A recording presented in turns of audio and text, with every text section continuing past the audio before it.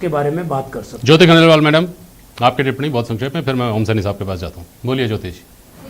देखिए जेपी जी, ये तो बात बिल्कुल ठीक बात है कि भारत ने अपने लोकतंत्र को जीवंत रख करके और बहुत अच्छे तरीके से जीवंत रख के मजबूत लोकतंत्र के रूप में अपने पूरे विश्व में अपनी स्थान बनाया है, अपनी जगह बनाई है। हम देखते हैं हमारे आसपास के जो देश है, हमारे पड़ोसी देश है, वहाँ पे हालात क्या रहे, लेकिन उन सब से ऊपर उठ करके भारत ने अपने अपना पूरा विश्वास जताते हुए और इस लोकतंत्र को जिंदा रखा है। ये भारत की सबसे बड़ी ताकत है, सबसे बड़ी मजबूती और सबसे बड़ी सफलता भी है। मैं इसको ऐसा कहना चाहूंगी।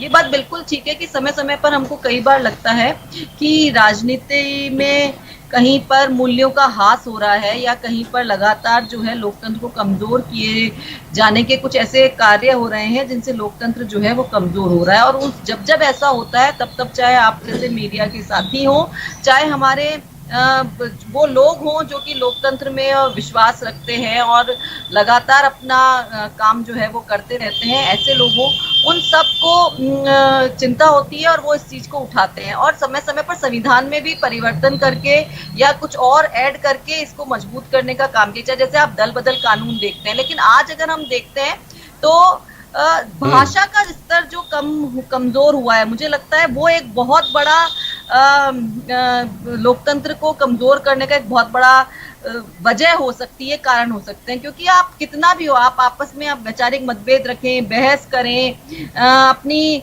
बात को कहें, दूसरे की बात को गलत भी साबित करें, वहां तक तो सब कुछ ठीक है। लेकिन कई बार भाषा का स्तर जो है वो बहुत ज्यादा गिर जाता है और आरोप प्रत्यारोप इतने ज्यादा बढ़ जाते हैं कि ऐसा लगता है कि वो बहस ना होकर के लड़ाई हो रही है, झगड़ा हो रहा है। और कई बार ये चीजें संसद में भी देखने को आती हैं। तो ऐसी स्थिति में संसद में या हम असेंबलीज में बात करें, वहां भी देखने को आती है। तो ऐसी समय पर ये बहुत जरूरत है कि हम अपने लोकतंत्र को मजबूत करने के लिए अपनी भाषा को और ज्यादा उम्दा करें और ज्यादा अच्छी करें और अपने पक्ष की बात रखने के लिए हमारे अंदर एक नियमावली सी एक हमारे अंदर सी बनाए कि हाँ, हमें इस तरीके से अपनी बात को कहना है। तो शायद हम अपने जनता के हित की बातों को भी बेहतर ढंग से कह पाएंगे, उनके मुद्दों को उठा पाएंगे, जो कि लोकतंत्र की सबसे बड़ी खूबसूरती होती है। तो उसको भी हम उठा पाएंगे और उसका निराकरण भी कर पाएंगे और जनता के हितों की बातों की मजबूती के साथ साथ हमारे लोकतंत्र की खूबसूरती को भी हम पूरी तरीके से दिखा पाएंगे। ठीक है ओम सैनी साहब, जब किसी औपचारिक मंच पर इस तरह का आयोजन होता है और बड़ी गरिमामय माहौल में ऐसी बातें जब कही जाती हैं, बहुत अच्छा लगता है, बहुत सुखद अनुभूति होती है। कथनी जिस तरह की होती है, जिस तरह की बातें सामने आती हैं, गरिमा की बात आती है, मर्यादा की बात आती है, मूल्यों की बात आती है राजनीति में, बहुत अच्छा लगता है जब इस तरह की उदार और संत भाव की बातें सामने आती हैं।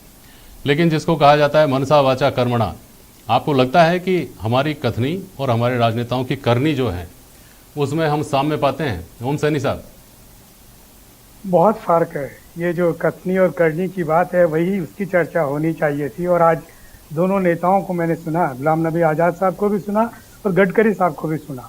उन्होंने उस मुद्दों पर सद्भाव की बातें तो की, सौहार्द की बातें तो की, लेकिन ये नहीं बताया कि टेंशन कब से प्रारंभ हुआ।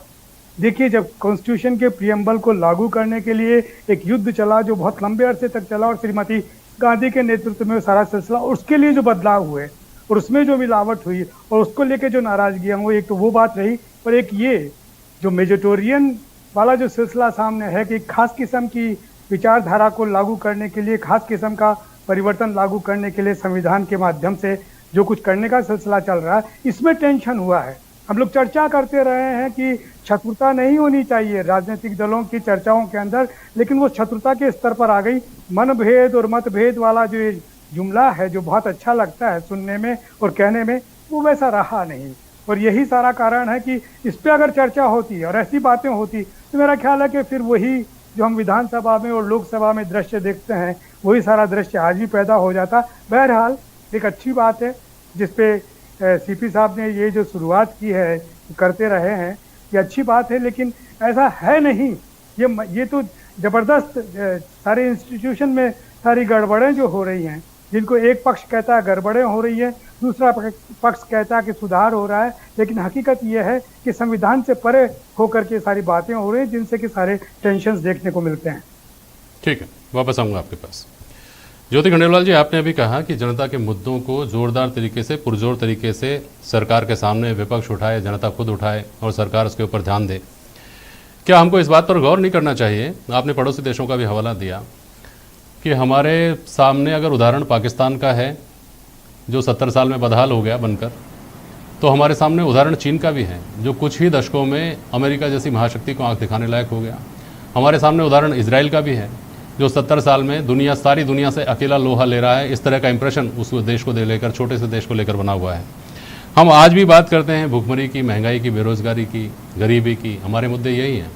हम वहाँ तक पहुँच ही नहीं पाए 70 सालों में। क्या हम नहीं पहुँच सकते थे क्या कि हम बात करते मानवाधिकारों की, हैप्पीनेस इंडेक्स की, शिक्षा की, शोध की, जलवायु की, ये सारी चीज़ें आज ऐसे लगता है कि क्या बचकानी बातें हैं, क्योंकि हमारे पास तो खाने के दाने नहीं है ना। हम अम्मा बुनाने कहाँ जाएगी? ज्योति खंडेलवाल जी।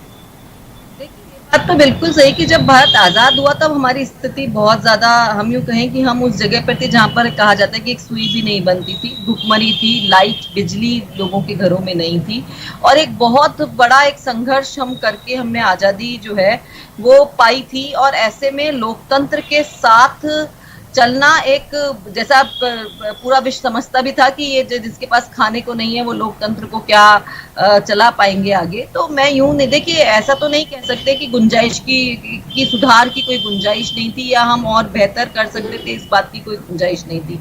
ये तो थी, इसमें तो कोई बात ही नहीं है, तो संभावनाएं थी कि हम और बेहतर ढंग से अपनी चीजों को कर सकते। लेकिन अगर हम चाइना का एग्जाम्पल लेते हैं और फिर ये सोचते हैं कि क्या हमें उस देश की तरह होना चाहिए था, तो हमें कभी स्वीकार नहीं करेंगे कि हमें उस देश की तरह होना चाहिए था जहां पर कि व्यक्ति को अपनी कोई बात कहने तक की आजादी नहीं है। वहां पर क्या चीज विश्व के सामने जाएगी, क्या नहीं जाएगी, बाहर क्या होगा, क्या नहीं होगा, देश के असली हालात क्या हैं, क्या वहां पे सब कुछ मानवता के साथ ही हो रहा है, मानवता के तहत ही हो रहा है, तो ये सब चीजें वहां पर नहीं है। तो हम ऐसा देश तो कभी नहीं चाहते थे कि जो देश जहां पर हम अपनी भावनाएं तक भी व्यक्त ना कर पाए, और इस मामले में हम बेहतर हैं। लेकिन ये बात सही है कि हम कई बार अपनी सीमाएं लांघ जाते हैं और हम भावनाएं व्यक्त करने की जो आजादी है उसे बहुत गलत तरीके से भी ले जाते हैं, और उसको हम संसद में भी देखते हैं, विधानसभा में भी देखते हैं, और हम चाहते हैं, निश्चित रूप से चाहते हैं कि इसमें सुधार हो। और जैसा आपने कहा कि कथनी और करनी में अंतर होता है, मुझे लगता है कि अगर बार बार किसी चीज को लेकर के डिस्कशन होता है, लोगों के विचार सामने आते हैं, उसी से ही सुधार की गुंजाइशें भी बनती हैं। और एक आज जो विधानसभा में जो एक सेमिनार रखा गया, मुझे लगता है ये एक बहुत अच्छी पहल है। अलग अलग विचारधारा की